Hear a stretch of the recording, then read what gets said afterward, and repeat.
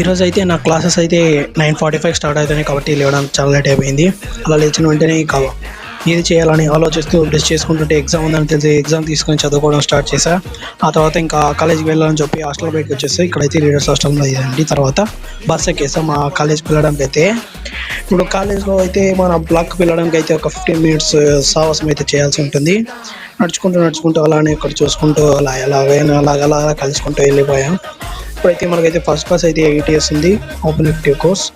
అదైతే ఎగ్జామ్ కూడా అదే ఈరోజు పొద్దున్న నేను చదువుకునేది ఆ ఎగ్జామే. ఓకే, అలా వీడియో తీసుకోవాలని చెప్పి తొందరగానే వెళ్ళిపోయా. 9:45 క్లాస్ అయితే 9:40 అలా ఉన్నాయి. ఎవరు రాలేదు, అక్కడే ఉన్నా అక్కడ. తర్వాత పైన ఉందని చెప్పి 3rd ఫ్లోర్లో మళ్ళీ పైకి ఎక్కేసా.